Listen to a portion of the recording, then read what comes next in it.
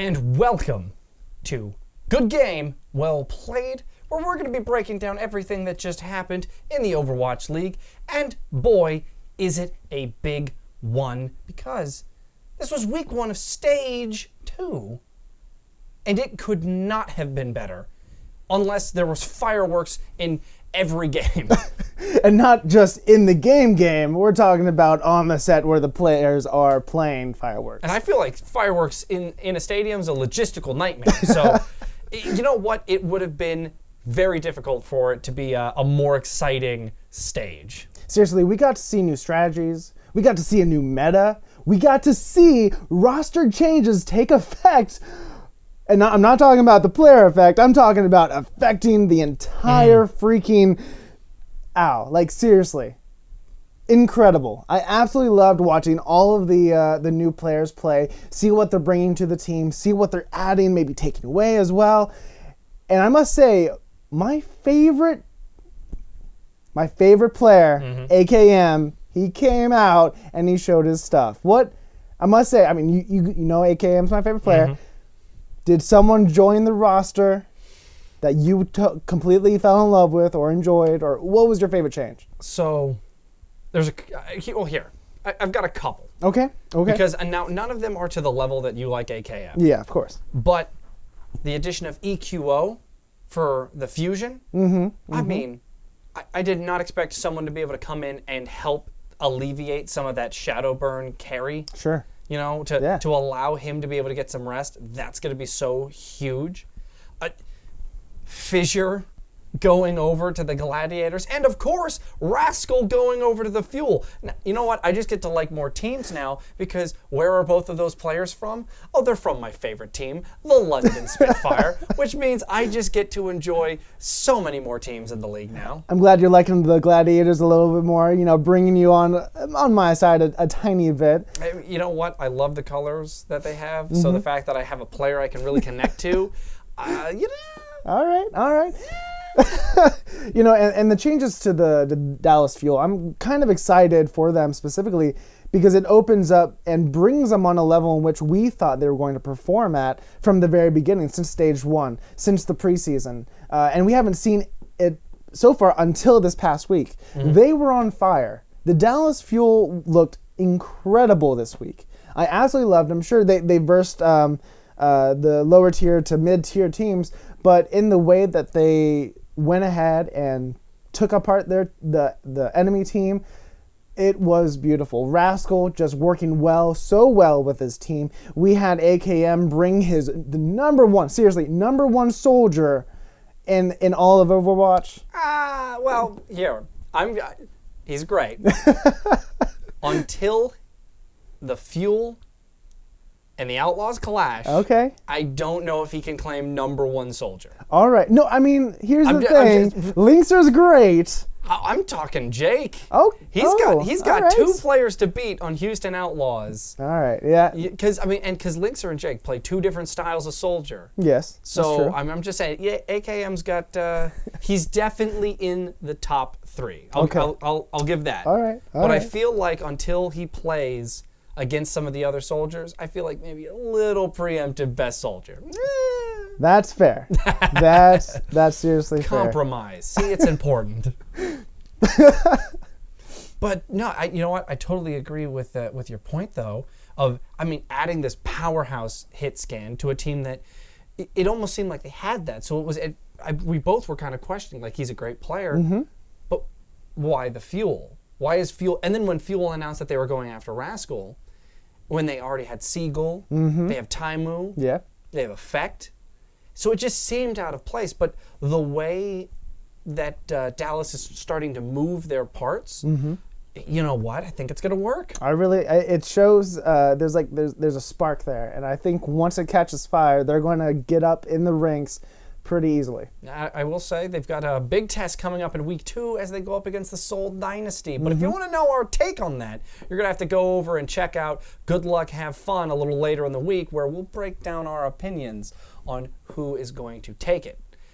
But let's talk about some of these top teams real quick, because I have a question to ask in the narrative today, and that question is, who really is the top team in the Overwatch League?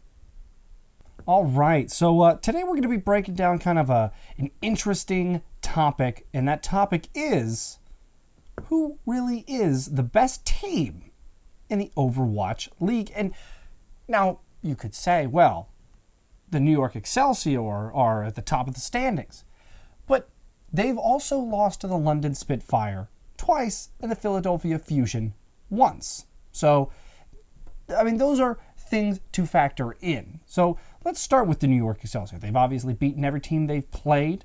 They've beaten Seoul Dynasty, and they have, in the regular season of Stage 1, beaten the London Spitfire. However, the two losses, and I'm going to focus in on one of their losses more than the other, there are two losses to the London Spitfire, which are obviously a top-tier team, but the one against the Fusion. Let's talk about what happened there. The Fusion came in and really punched hard at the New York Excelsior, and that initial shock sent a tremor through the entirety of their game, leaving the New York Excelsior vulnerable to the inevitable fifth round defeat, which came up again in both of their other games. So when they lost to the London Spitfire in the Stage 1 finals, they had the Spitfires dead to rights. They needed one game to win the series because the finals are in fact a best of 5. What happened? London came back and got a reverse sweep. The most recent time they played, London opened strong. New York fires back. London responds. New York fires back. And then in that final round, Excelsiors just didn't look like the same team anymore, and London took the victory. So, who are the other real contenders? Well, the other two real contenders currently are the Houston Outlaws and the London Spitfire. Here's where things get tricky. Because in the head-to-head between these two teams, we've got the Outlaws who have beat the Spitfires now twice, but they lost the important game. Where does that factor in? 2 regular stage wins versus the London Spitfire.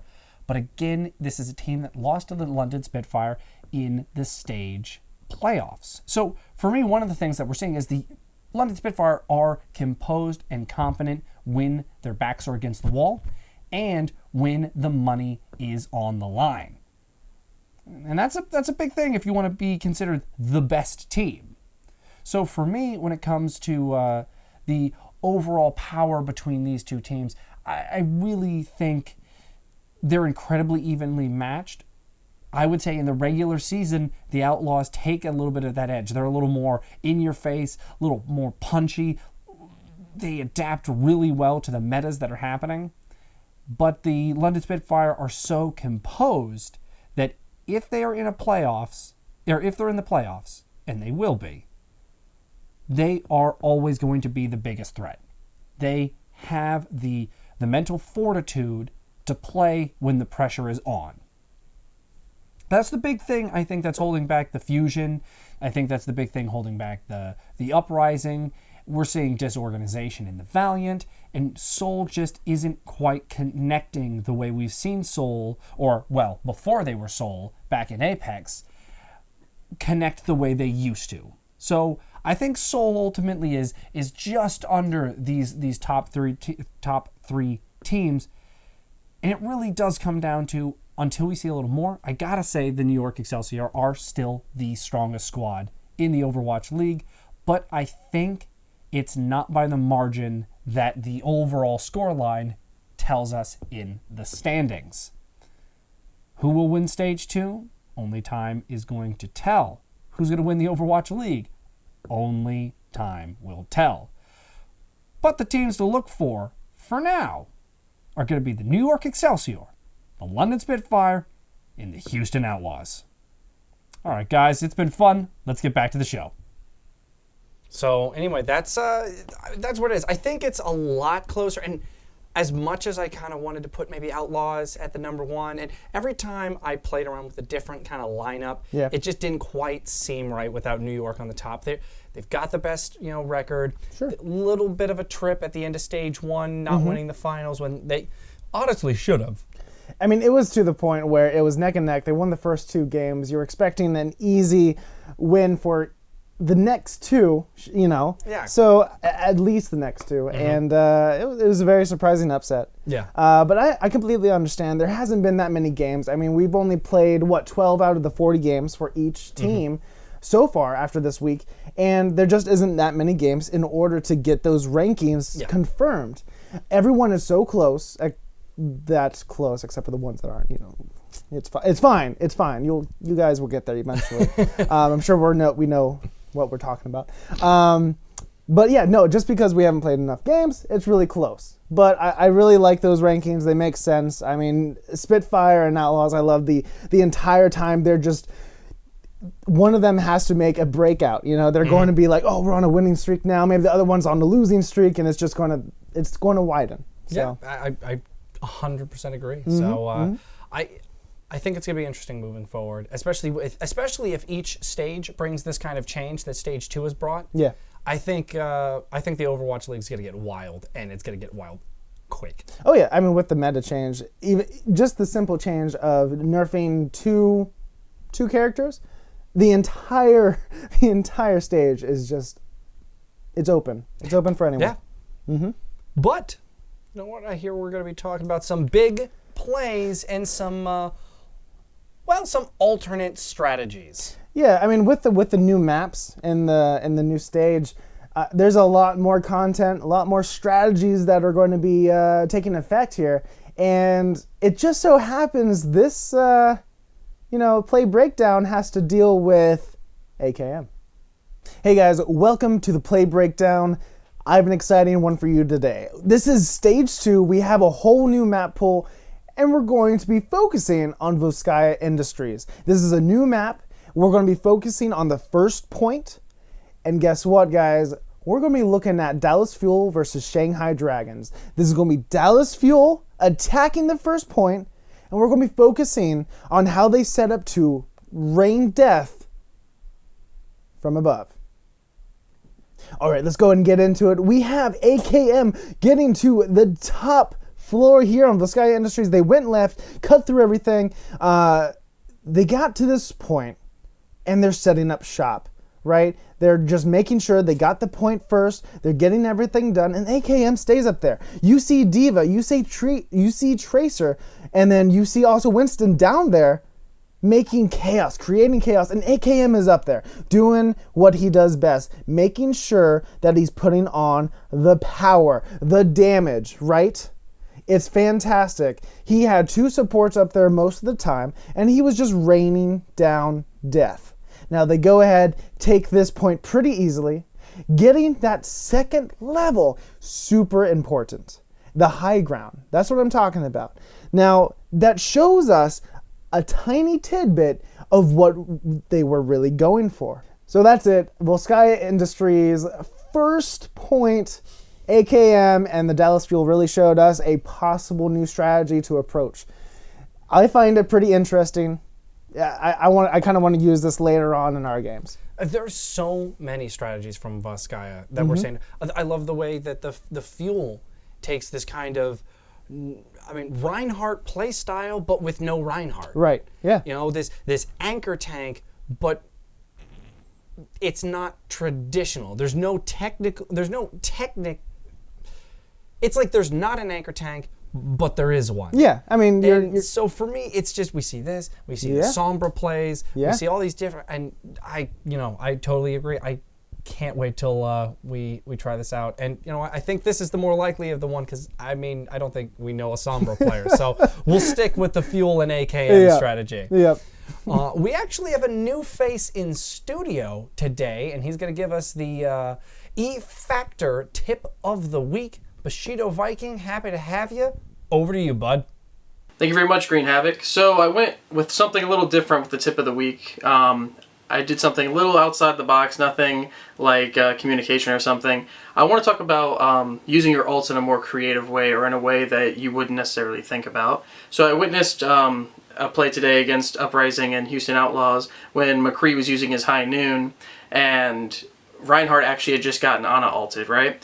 So by forcing your ult while Reinhardt's getting the Ana boost, you're actually timing that out while McCree is high nooning because you're forcing Reinhardt to do his tank role and keep up that shield for the rest of his team, and he's not actually able to deal the damage and utilize that ult. So, you only get one kill maybe because Reinhardt's trying to hit people, but still, you're canceling out an ult with that ult and you're still getting a kill. That is a positive. So I just want people to think about how to use their ults in more maybe constructive ways, actually. Something that could usually be seen as offensive could be used defensively. Obviously, like Hanzo's ult would be that. Even Genji's could be used. You'd think more offensively, but you can definitely use it defensively, as I like to call it, Defenji.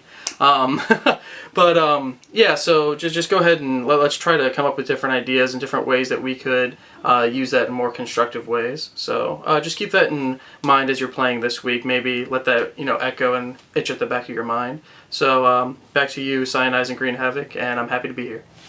Very excited to have you on, and we definitely look forward to having you on more. And you know what? If you want to hear a little more of his darling voice, be sure to check out Good Luck, Have Fun this week, where he's going to be helping us break down who and how these teams are going to be getting big wins or even bigger losses. But to mention his tip of the week, I gotta say, I really like it. I like the idea of creating alternate play styles with the Ultimates, and that play from the Houston Outlaws. I mean, every time Linkser used the Deadeye, it was so just perfectly timed, whether it was stopping an ult, defensively proactive, or comboing with a second ult to be offensively powerful. I really like the idea of it's not thinking just inside the box and kind of get those kills. I mean, you're looking for a certain objective, and Linkser got it. Yeah, just going after kills might not be what exactly all of these ults are about. Maybe it's more defensive. That's really cool. In fact, actually, I like the word you used, the objective, is what is your objective for your ult? Not just getting kills, but what is the purpose? To stall? Is it to regroup? Is it to buy time? Is it to set up for another person? Exactly. I mean, there are different ways of using it. It's not just one lane. And that's the great thing about this game, is that there's always new things to think about. You might think that you have a character down. This character is only used this certain way. And then all of a sudden, someone like Bushido Viking comes in and tells you, no, you can change it around, and it just opens up your mind to so much more. So thinking outside the box, like Bushido Viking, is just very cool. It just really, really opens it up and makes it so that we can now start thinking outside of the box, and maybe we can come out with something that no one else has thought of. No, I totally agree. And I think the clearest example of a hero being used both directions is Sombra in the Overwatch League. So if you really want to see good examples of using a character for both defensive purposes, control, really suffocating play, or dynamic, fast-paced offense, hard-hitting, quick to the punch. Yeah. Sombra, especially on Volskaya, and Lunar Colony from Stage 1. Those are some of the maps that are worth going back and watching some of the VODs for. But we do have a few more things we want to get into. All right, now we are getting close to the end of our show, but a little more to discuss as we're going to talk about some of the teams that stood out to us, the standout teams of Week 1 of Stage 2. And I'll go ahead and give the floor to you first. Who was your first standout team? Well, first off, I have... Sorry, I mention it over and over again. The Dallas Fuel. Seriously, I don't know. The new blood, the way that they just destroyed their other teams, just mechanically tore them apart. Absolutely lovely to watch. You know what? They did moving parts right. It was dynamic. It was hard hitting. I'm okay with that pick. Sure. I like the Dallas Fuel. For me, I'm actually, now they picked up 1 win, 1 loss. Sure. I'm actually going with the Los Angeles Gladiators. Because for me, the Gladiators showed that they're starting to put together an offense. That's right. When we took a look at their stats in stage stats, one of the things we noticed about them is when they got to defend, they looked good. When they were the away team and they had to attack first, they were a team that struggled. Yeah. And this edition, what we saw, even though they picked up 1 win, 1 loss, they looked so much more dynamic on the attack. Of course. They looked so much more comfortable and well put together. So I'm excited to see the Gladiators moving forward. You know I am, seriously. And really my other team that I was really happy for, Fusion. Oh, yeah. Fusion are looking good. They're a lot better than stage 1. Near the end of the stage, they're looking pretty good. Stage 2, they came out to fight. I'm impressed. You know what? I'm actually going to piggyback on that because I also thought the Fusion were a standout team of the week. EQO coming in, showing that he has that the prowess that Shadowburn can have. Sure. They can play dynamic. They can play offensive. They started throwing in more defensive looks. Right. Their communication seemed so much cleaner. A lot smoother, yeah. And I think the Fusion are going to be a team to beat. I think so. I think they definitely have what it takes to kind of maybe get to the playoffs this stage if they really continue working with what they have, for sure. Oh, yeah. Yeah, I mean, for my third pick, it's kind of difficult to really pick one. You get the top 2. It's kind of hard to pick your third just because you kind of went through them all. And nothing really comes out to me because the Excelsior, they lost a game, right? Spitfire, I think they lost a game, right? They did. Okay. Houston, they're looking good. I'm happy with them. But really, they're doing what they're supposed to be doing. So I don't have a third choice for my favorite team of this week. Everyone was kind of looking at what they were doing. Except, you know what? I just thought. The Dragons. I think that they put up a valiant effort against the Valiant. Now that I think about it, it's going to be the Shanghai Dragons. They put up a heck of a fight. Okay, I'm totally fine with that. They absolutely did, and I can't wait to see some of those new players coming in and how that's going to affect how that team plays. Sure. But for me, third team I'm impressed with this week actually is the Seoul Dynasty. Oh, okay. The Seoul Dynasty being a little shaky at the end of stage 1, coming back and getting a big win over the Valiant. That's true. And then, I mean, with the San Francisco Shock playing the way they played, San Francisco Shock could have taken that game to overtime and maybe could have won it. But Seoul Dynasty stayed composed, and even though Dante was just going ballistic, stayed the Seoul Dynasty that we expected them to be. So that's why they're my third pick for that we expected of them. Sure. It's what they should be doing. But they're returning to that form. Right. So that's why they get this nod. But let's talk a little negative. I want you to start first. Who was your negative team of the week? My negative team of the week? It's the Valiant. Okay. Yeah. They looked nothing like what we saw at the end of stage 1 versus Seoul Dynasty. Yeah. And they struggled against the Dragons, and now the Dragons are improving. But still, they struggled. Against the bottom tier team, have yet to win a match. Yeah, I agree. Valiant is supposed to be a top tier team. What are they doing struggling? It doesn't make sense to me. To me, it just looked like it didn't look like they had teeth in either one of these games. Their offense seemed lackluster, slow, ill-advised, and poorly timed. Sure. So for me, Valiant was the team that I was unimpressed with this week. But what about you? You know, during the end of stage 1, this team was really rising through the ranks. They were doing better. They had a shot at the playoffs. And stage 2, they haven't come out to play. Oh, I know who you're talking about. I used a key word in there. The Uprising. Boston Uprising, they just didn't come in the beginning of stage 2. What I'm thinking is, because in the beginning of stage 1, they were doing the same. They weren't playing very well. They weren't doing very well. But they started to get in their groove. I feel like the break kind of caught them out of the groove. And now they're going to have to revamp up again.